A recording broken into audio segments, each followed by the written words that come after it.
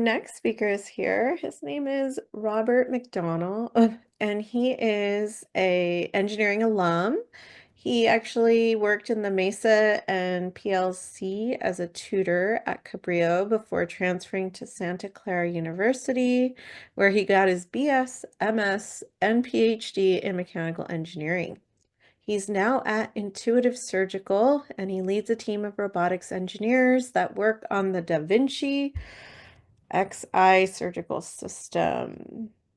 Robert, Hi, thanks for having me. Uh, thanks for being here. yeah. Do you want to ask questions or should I just start talking? Or Uh, yeah, I mean, either way, I think maybe you could start with, how you decided to major in engineering and your particular major, and how you got it at to Cabrillo. Are you from the area? yeah, I grew up in Scotts Valley. Uh, I had some health issues in high school, so I tested out a little early and just started taking classes at Cabrillo to figure out what I wanted to do. Um, so one of the reasons, not the only reason, but engineering five was part of it, right? I got to get an idea of what engineers did, um, and how they could contribute to society and work on cool things. And I was always into math and science. It was a applied way to use them. So um, And then, so from engineering five, you were able to decide what kind of engineering you want to go into? I think that was a big part of it. Yeah. Okay.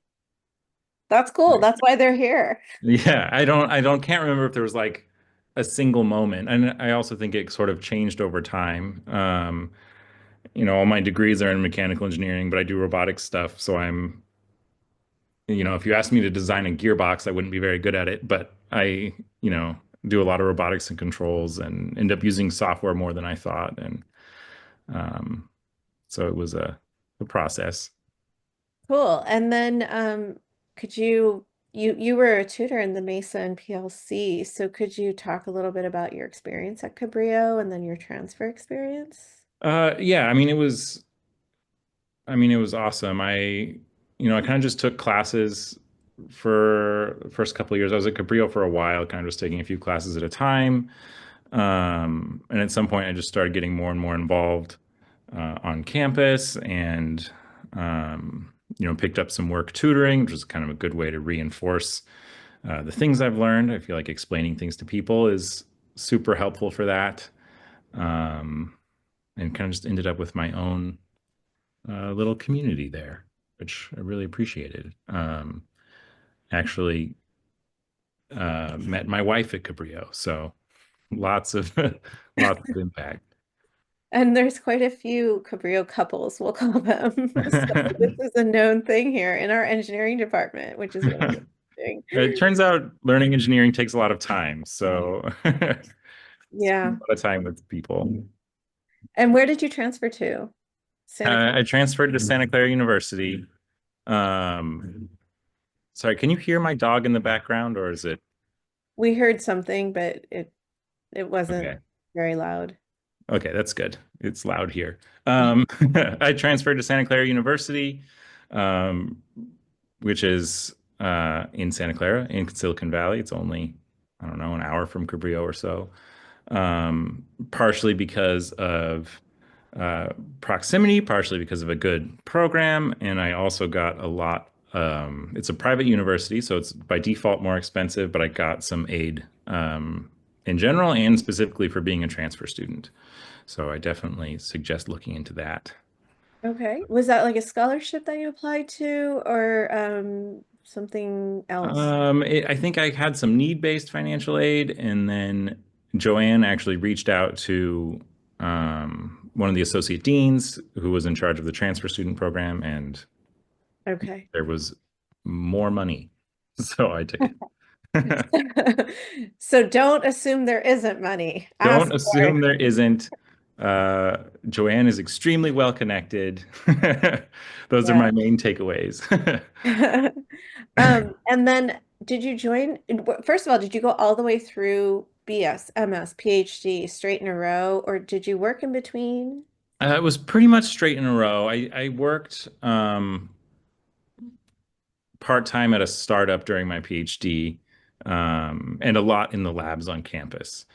So I guess to kind of walk it through, I finished my bachelor's in 2 years after transferring, um, which can be kind of hectic as a transfer student. A lot of times, just the way like prerequisites line up, you end up with sort of a higher load. And also because of the way courses stacked up, I had some quarters where it was like really crammed with classes, and some where I kind of had more gaps just because I had a different set of prerequisites, and I kind of filled those gaps with graduate classes while I was there.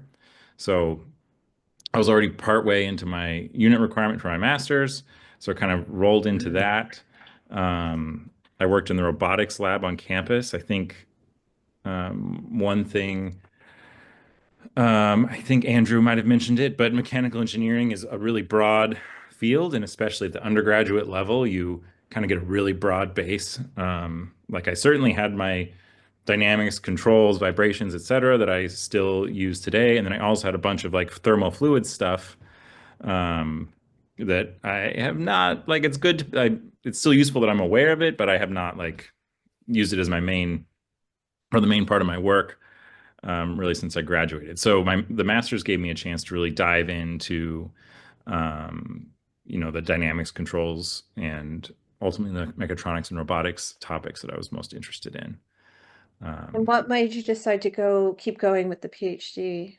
um, Honestly, I really liked the research I was doing, so I did a thesis as part of my master's.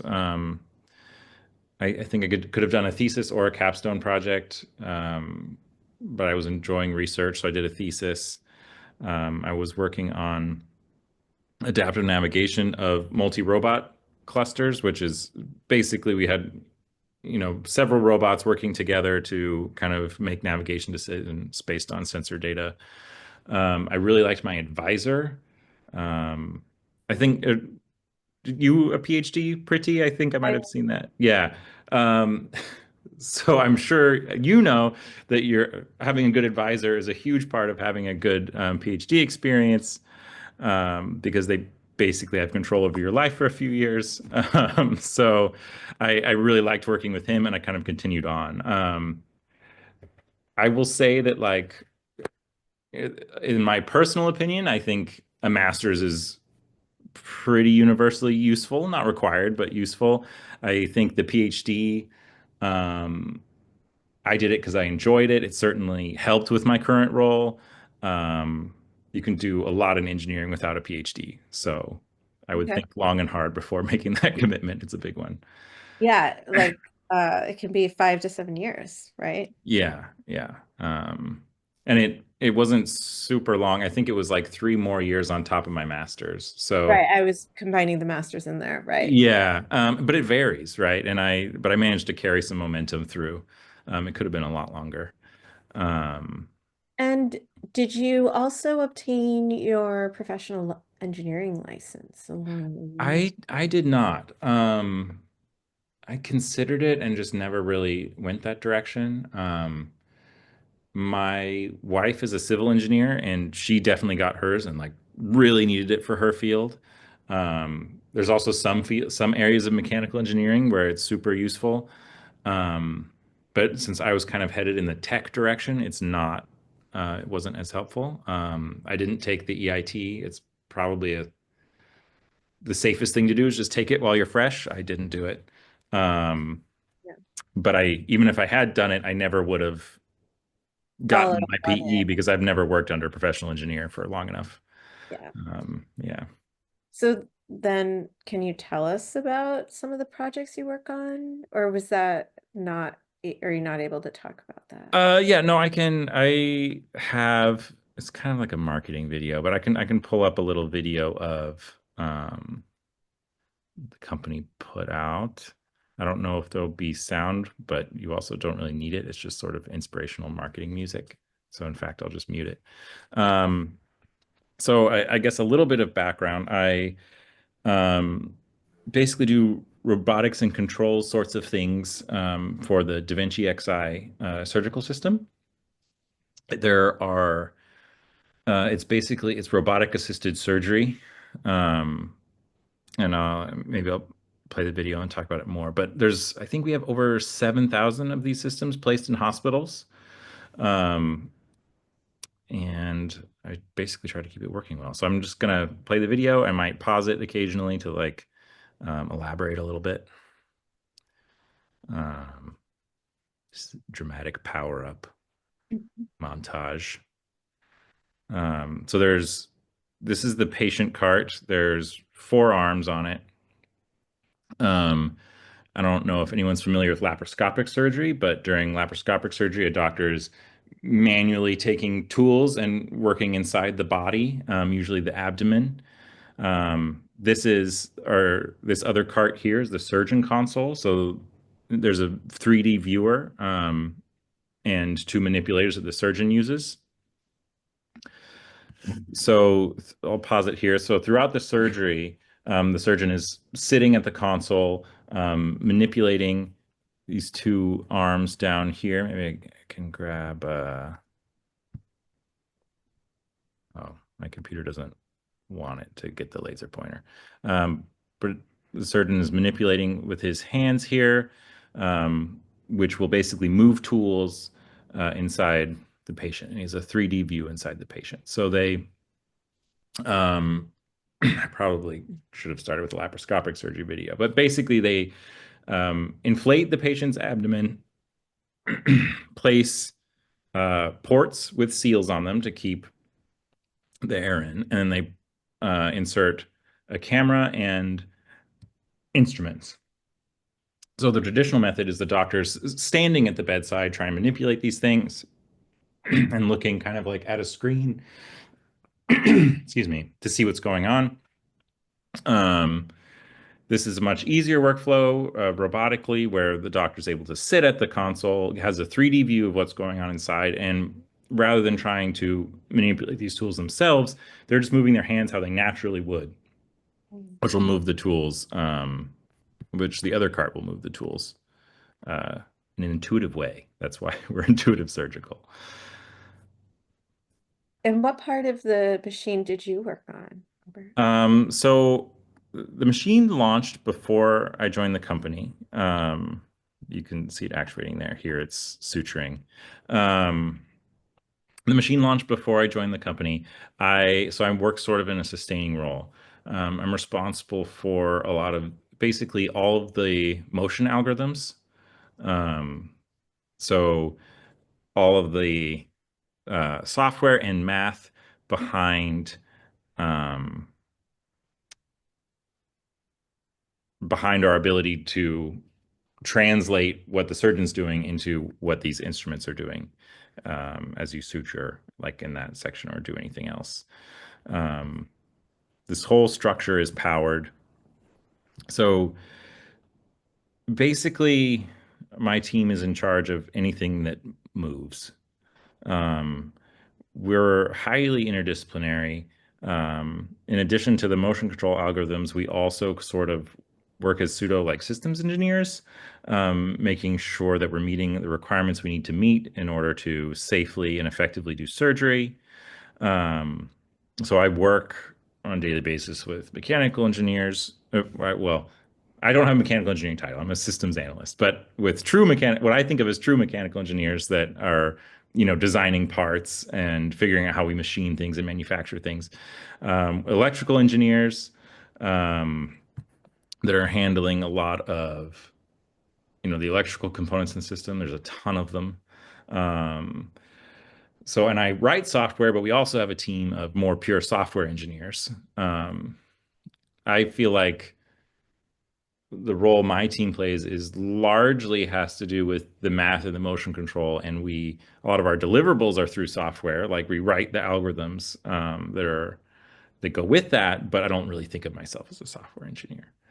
Um, it's kind of a long-winded answer. Do you find yourself in the hospital setting, or are you in a lab setting, or are you in an office setting? Office and lab. So Okay. I do a lot of office work.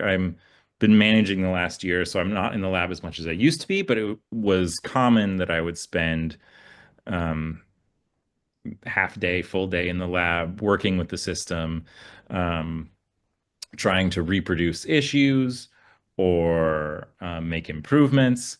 Um, I think I caught the very end of Andrew's talk, but he was talking about debugging and do a lot of debugging. And I'm like, okay, is this something that falls into my field? Is this an electrical problem? Is it a mechanical problem?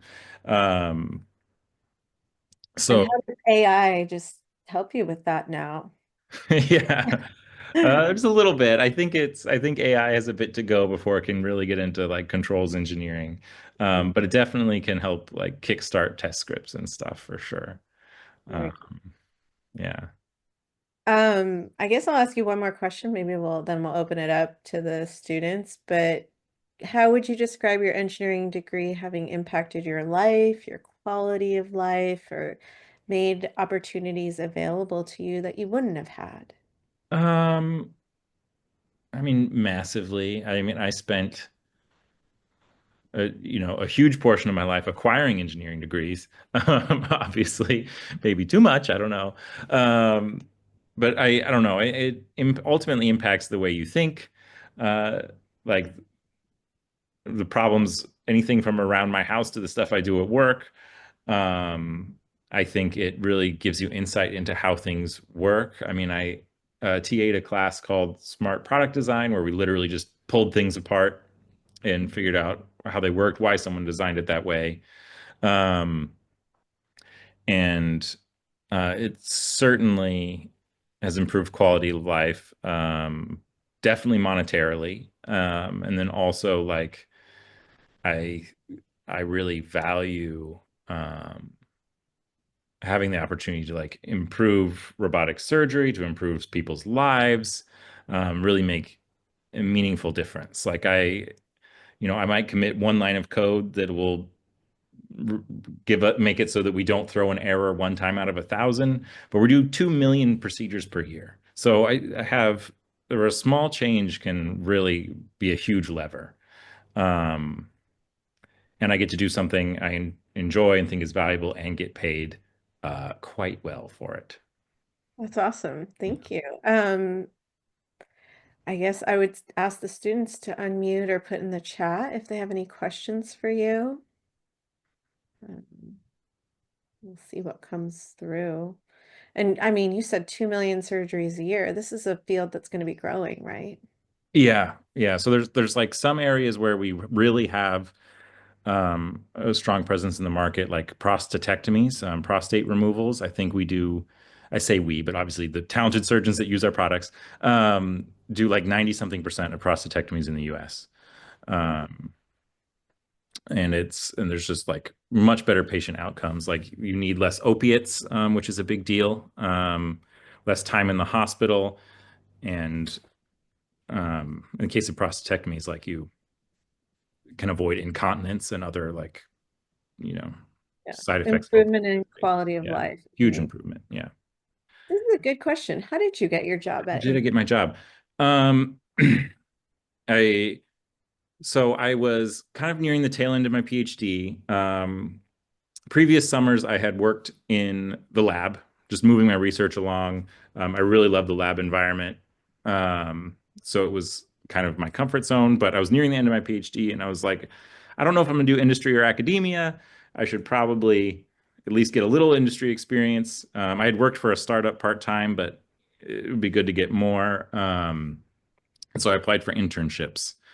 And I think it was the dad of a friend of mine who I met through high school and went to Cabrillo with actually. Um, he, recommended me for the position. Um, I interviewed with the team. I worked on that team all summer. Um, and then I went back, finished my PhD. And so 6 months after my internship, I came back. I worked as a consultant for a bit and kind of turned that into a full-time gig. I definitely think internship experience is super valuable. Um, They yeah. didn't have that. Did they have an internship? Do they still have an internship? An intuitive, like, do they have Yeah. a program? Yeah, so they had an intern program. Um, they still do. It kind of goes up and down how many people they bring in per summer based on like how much hiring we're doing. Um, the best thing for the company is to have interns that convert to full time. So a lot of times they look for people that are close to graduating. Um, and so I think, I don't know what's confidential or not, but some years we grab more interns, sometimes we grab fewer, and it kind of depends on how many people we expect to be hiring. Sure. Okay, Um, great. Did you need any other additional medical education for your job? That's a great question too. it would have been useful, but I did not have any. I went from like mobile robotics to surgical robotics, so I didn't like some people who end up working there did research on surgical robotics, and it's like a natural thing. And for me, I just sort of um, found an opportunity. And an engineering problem, kind of regardless of field. But I had to pick up a lot more, kind of on the job. And they have like internal trainings, and it's really useful for me to know how the surgeons use the robot, so I know what features or pain points they might have. Um, you certainly learn not to be squeamish quickly. I remember during the internship, they had a presentation about some medical applications, and they served like pasta with marinara sauce. And so you're watching like bowels being moved around while eating spaghetti. And I'm just like, okay, here I am. I gotta get used to it. Um, so yeah, I mean, there are jobs at the company that require much more medical knowledge. Like we have clinical development engineers, which are usually like biomedical engineers that then act like internal surgeons, basically, and like have a really deep knowledge of procedures. And I love having those people to draw on when I have That's really questions. cool. Yeah. A couple things from your Cabrillo time, or and actually, I guess maybe Santa Clara. What was the most challenging class or subject you took, and what clubs were you at or part of? Oh, that's a good question. Um, so at Cabrillo, what was the most challenging class? Um, so I don't know if it was the most challenging in the absolute sense, but I think probably parts of the calculus sequence are what, at least what I didn't get the best grades in. I think for me, I really like the application of math, and math in a vacuum took a little bit to click for me. Um, and I would say earlier in the calculus sequence, that was kind of the case.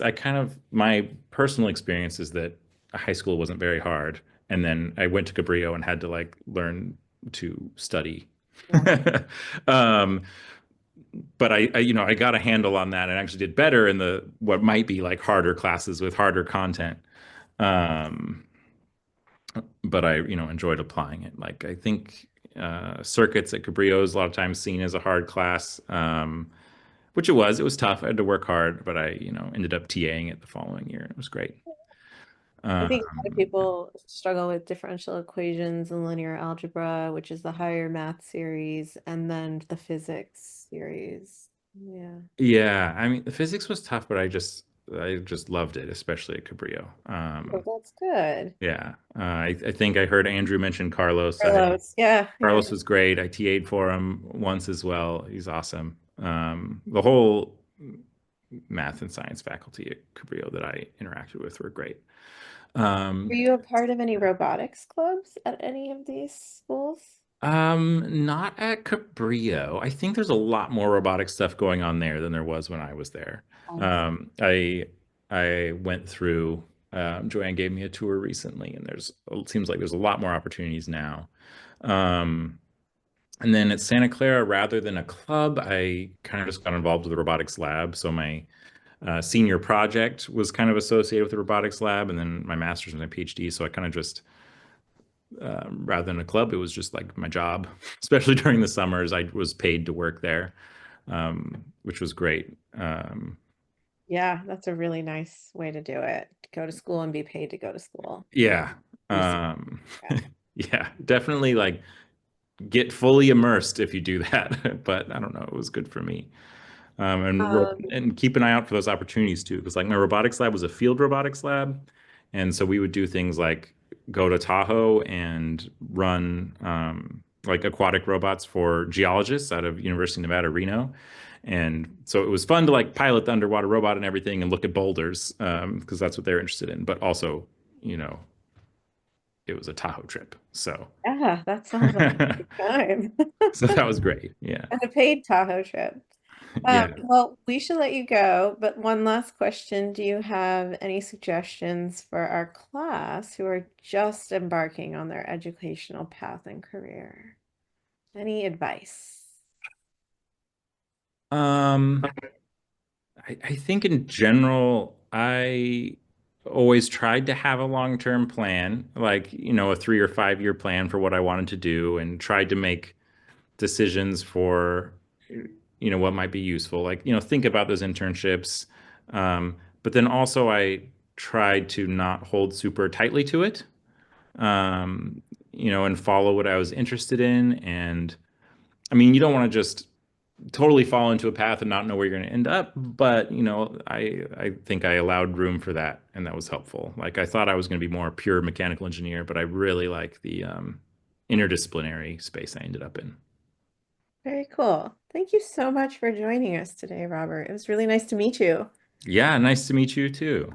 Thank you. And say hi to Jill. Will do. Um, all right, I think everyone's gonna say thank you to you in the chat. And if they have any follow-up questions, can they get in touch with you? Maybe. Yeah, sure. Um, you can forward them or you can share my email, whatever. I think you know firsthand that I'm not always responsive enough on there, but I'll try I'll try to get to it. Don't take it personally if I don't get back quickly, and feel free to reach out multiple times. I've been Sounds really I good. have a 1 year old as well, so I'm just Yeah, I know. it's chaos. Well, congratulations on that too. Well, Thank thanks you. for being here. Yeah, thanks for inviting me. Okay. All right. So everyone, we're going to say